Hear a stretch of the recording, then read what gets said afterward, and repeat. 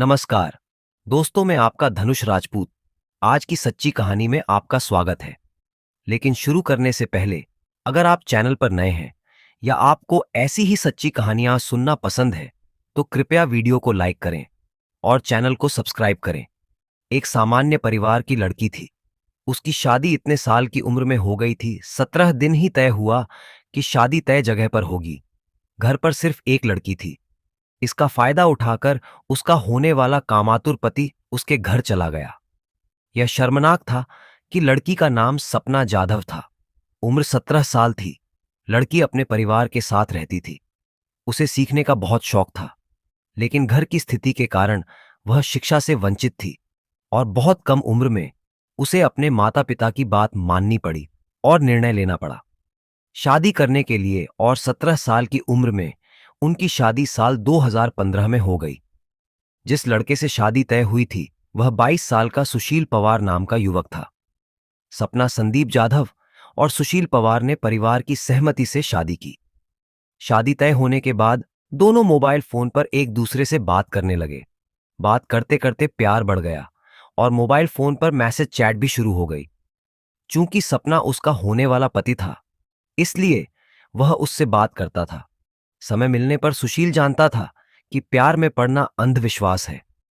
इस बात का फायदा उठाकर कि वह घर में अकेली थी, सुशील सपना के घर में घुस गया और सुशील अपनी होने वाली पत्नी को अपना मोबाइल फोन गिफ्ट करने के बहाने उसके घर में घुस गया। वहां पहुंचते ही सुशील भी उसके पीछे पीछे वहां पहुंच गया। पीछे जाकर शारीरिक संबंध बनाने की इजाजत मांगी। पहले उसने उससे संपर्क करने की कोशिश की, लेकिन सपना एक साधारण परिवार की लड़की थी, इसलिए उसने उसे इसके लिए अस्वीकार कर दिया। क्योंकि अब उनकी शादी को कुछ ही दिन बचे हैं, वह उसे अपने से दूर रखती है। लेकिन उसके भावी पति यानी सुशील को इसकी अनुमति नहीं है। वह उसे समझाता है कि हम हैं, अब हम पति पत्नी हैं, कोई नहीं समझेगा, लेकिन अब तुम पर मेरा पूरा अधिकार है।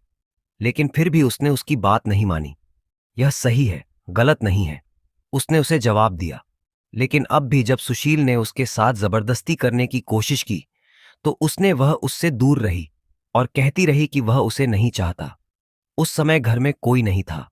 सुशील और सपना घर में अकेले थे। वह निराश था कि सुशील के मन में वासना भरी हुई थी। उसे जानवर की तरह इस बात का एहसास भी नहीं था कि कुछ दिनों बाद उसकी शादी होने वाली है और अब वह आगे बढ़कर उसके साथ रहना चाहता है। उसे समझ ही नहीं आया कि वह उसके साथ अपनी जिंदगी जीना चाहता है।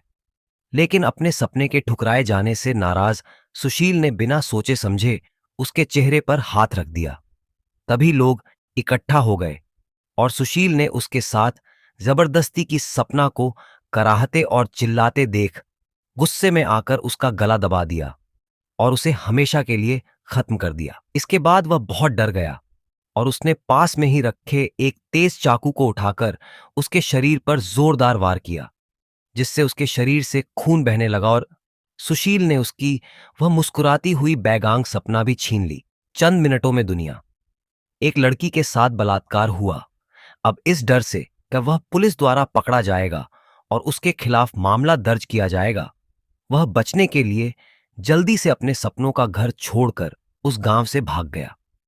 रास्ते में उन्हें कई कठिनाइयों का सामना करना पड़ा और आज लोग उन्हें घबराहट की स्थिति में देख रहे थे। लेकिन वह तेजी से अपनी बाइक लेकर गांव से निकल गए। वह गहरे सोच में पड़ गए और कार से उतरकर आगे इकट्ठे हुए ग्रामीण उनकी ओर दौड़ पड़े और उससे पूछताछ शुरू कर दी।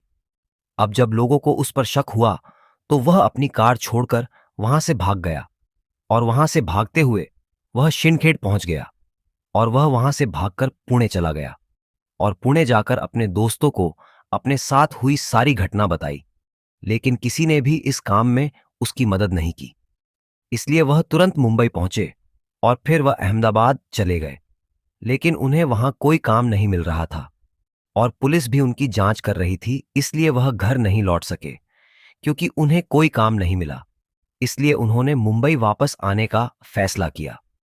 जहां वह करता था वहां उसने छोटी मोटी नौकरियां कर लीं और कुछ दिन काम करने के बाद वह वहां से चला जाता था ताकि पुलिस उस तक न पहुंच सके। दरअसल जब परिवार वापस लौटा तो यहाँ के ग्रामीणों ने उसे घर से भागते हुए देखा था। घर पर उन्होंने अपनी बेटी को बुरी हालत में देखा। उन्हें ग्रामीणों से पता चला और उन्होंने स्वप्ना का मामला पुलिस स्टेशन में दर्ज कराया। जब स्वप्ना के शव को पीएम के लिए अस्पताल भेजा गया तो परिवार को पता चला कि उसके साथ बलात्कार किया गया था। वह लड़का था जिसने इसे बिना किसी तीसरे पक्ष के किया। जब पता चला कि उसने लड़की के लिए ऐसा किया है तो माता पिता के दुख की सीमा नहीं रही। दामाद के बारे में बहुत सारे सबूत एकत्र किए गए। ग्रामीणों ने संदेह व्यक्त किया कि हत्या उसके पति ने ही की है, सपना। इसलिए पुलिस ने तुरंत उसकी तलाश शुरू कर दी। पुलिस ने लोकेशन के जरिए उसका पता लगाने की कोशिश की, लेकिन अब उसे इसका अंदाजा हो गया। उसने अपना मोबाइल फोन बंद कर दिया और उसे फेंक दिया। लेकिन वसई पुलिस स्टेशन की सीमा में मानिकपुर उसका था। पुलिस को आखिरी लोकेशन का पता चला और उसके आधार पर पुलिस ने सुशील को गिरफ्तार कर लिया और आखिरकार उसे जालना पुलिस को सौंप दिया गया। स्वप्ना के परिवार और ग्रामीणों ने मांग की कि सुशील पवार को सजा दी जाए। इस हत्याकांड ने एक बार फिर महिला सुरक्षा का मुद्दा उठा दिया है। सुशील को पुलिस ने दोषी करार दिया था और वह पुलिस हिरासत में अपनी सजा काट रहा है, लेकिन मासूम सपने की वजह से उसकी जान चली गई। दोस्तों, इसका मतलब यह नहीं है कि शरीर सुखदायक है और सब कुछ है, शादी तय हो गई है। इसका मतलब यह है कि वह होने वाली है आपकी भावी पत्नी। यह मत भूलिए कि आपका एक गलत कदम आपको उम्र कैद की सजा दिला सकता है। तो आइए आपको इस सच्ची घटना को कहानी के रूप में बताते हैं। तो इस कहानी को लाइक करें। आपको क्या लगता है कि लड़कों ने उस लड़की को पीटकर अपनी जिंदगी बर्बाद कर ली? खुशी के एक पल के लिए भी कमेंट करें और अभी भी हमारे चैनल को सब्सक्राइब करें। यदि नहीं तो तुरंत चैनल को सब्सक्राइब करें